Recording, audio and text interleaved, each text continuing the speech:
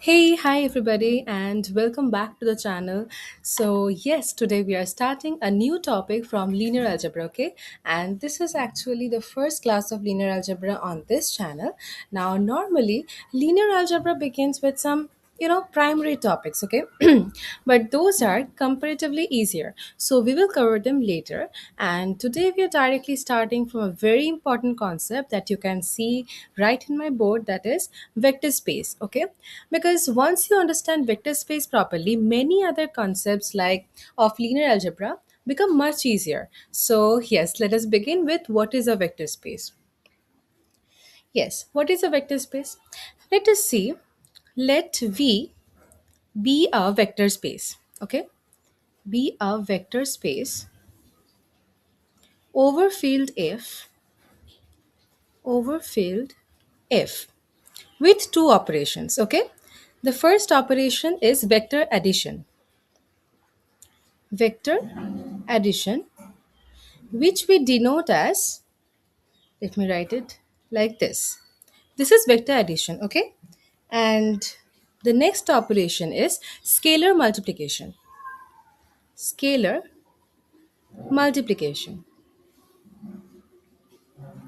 which we denote as like this. Okay, now what does this mean?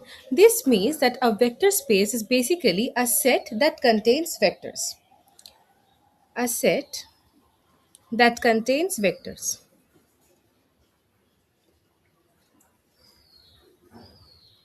Am I understandable?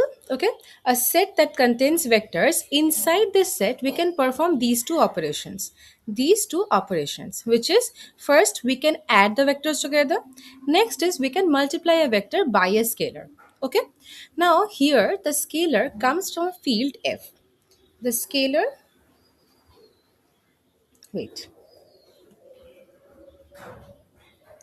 the scalar will come from the field F, right? And the vectors will come from where? The vector space. Okay.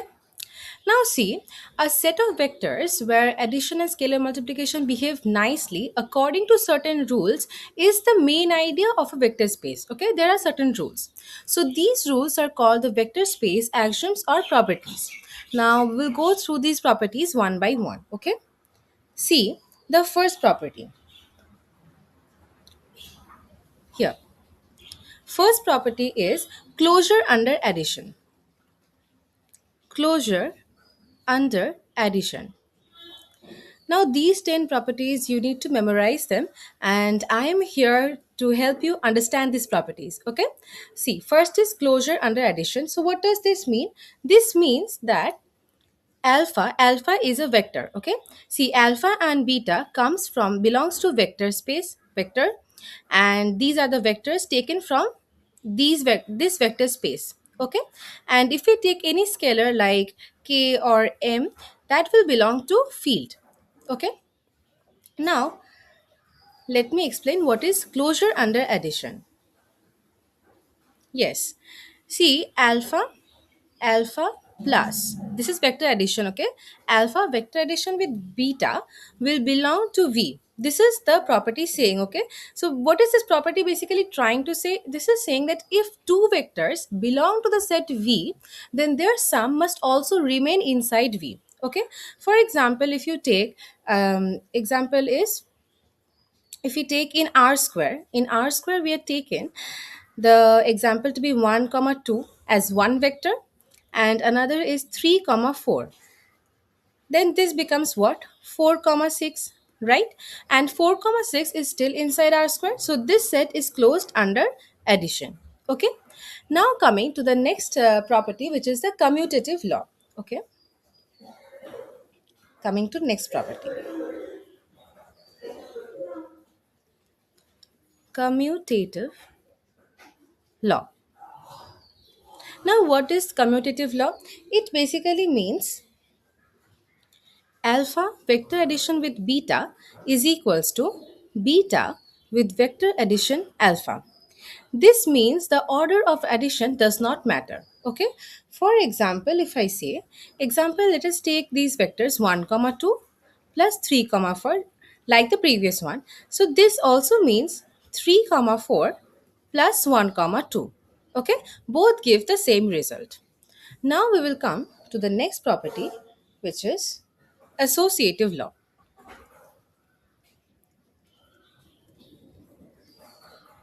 Associative law. Now, what does associative law says? This says that, let me take this color. Yes, alpha vector addition with beta vector addition with gamma is equals to alpha beta plus vector addition with gamma. Okay, so this basically means that grouping does not change the result. Okay, you can write it in simple short forms so that you remember the next time you study these. Okay, so grouping does not change the result here. Write like this: the grouping does not change the result. All right, for example, if I take, let us take an example like 1 comma 2 plus 3 comma 4 plus 5 comma 6. Okay, so this also means 1 comma 2 plus 3 comma 4 plus 5 comma 6. Am I understandable? Okay, so both sides produce the same vector. Now coming to the next property. Next property is property number 4, which is existence of zero vector. Existence of zero vector. Now this means that there will exist a vector 0 which belongs to V such that, let me write it, there exists, wait a minute, yes, there exists, this is a sign for exist. Okay, there exists 0 belongs to V such that alpha vector addition with 0 gives the same result alpha. For example, in let me take this example in R square. We are talking about in R square. Let's take an example like 3 comma 4 plus 0 comma 0 is equals to what? 3 comma 4, right? So 0 comma 0 is the zero vector here. Okay, but if we change the vector addition, this vector addition can mean anything. Okay, we can define the operations here. Like this is not respect to usual addition. Here I'm showing with usual addition and multiplication. I will show, but in the questions, your definitions can be different. Okay, in the question they may define the vector addition to be something else. So you have to consider that. I will show an example like that in today's class itself. Okay, so coming to the next property, property number 5, it is the additive inverse. Additive inverse. Now, what does additive inverse mean? This means for every vector alpha, there exists another vector beta such that, let me write it down, for every vector alpha, there will be existing a vector beta such that you see alpha vector addition with beta will be equals to 0. Now if I take an example like 3 comma 4 is the vector alpha, okay, and beta, let beta be minus 3 comma minus 4, then it will be 0 comma 0. All right, so minus 3 and minus 4 is the additive inverse of 3 comma 4. All right, this is property number 5. Now coming to property number 6, closure under scalar multiplication. Closure under scalar multiplication. Now see, what does this property mean? This means that from this property onwards, we are going to get a scalar, okay? We will take a scalar from the field. So what does closure under scalar multiplication mean? It means that if we take a scalar, suppose C is taken from the field, okay? And we'll take alpha is taken from V. So if we say C dot alpha, this is scalar multiplication, C dot alpha belongs to V. This means that if you multiply a vector by a scalar, the result will stay still inside the vector space. All right? If I write it simply for you, this means that if we multiply, if we multiply a scalar by a vector, it must remain in V. Remain in V, which is the vector space. Now coming to the next property, which is associativity of scalar multiplication. Associativity of scalar multiplication. I'm sorry for this. Now, what does this property say? This means that if you take two scalars, okay, C and D taken from field F, and we will take a vector alpha belongs to V. Okay, now see, this property says that C dot D dot alpha means CD dot alpha. Okay, now this is very similar to the property, as the name suggests, right? Associativity of scalar multiplication. This simply means this. Okay, if the scalar is outside and another scalar is inside with the vector, this means that CD, we can multiply both the scalars together and do the scalar multiplication with the vectors. Okay, now coming to the next property, property number 8, which is distributive law over vector addition. Distributive law over vector addition. Okay, now what does this mean? Here, simply as the name suggests, you can see that we will do the distributive law on the vector addition. So we will take two vectors alpha and beta, which belongs to V, and we will take one scalar, which is suppose C is taken from field F. Okay, so what does this property mean? This property means, see what I'm writing, C dot alpha vector addition with beta is equals to first C dot alpha, then vector addition with alpha, no sorry, C dot beta. Okay, this means first you need to do the scalar multiplication with C and alpha, and then with C and beta, and then you need to add the two results. Okay, so this is basically the distributive law over vector addition. Yes, and this scalar multiplication distributes over vector addition. Okay, this simply means that.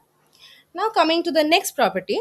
Next property is distributive law over scalar addition. Okay, distributive law. Now we will do scalar addition. First we did vector addition. See, now we will do scalar addition. So number 9 is distributive law over scalar addition.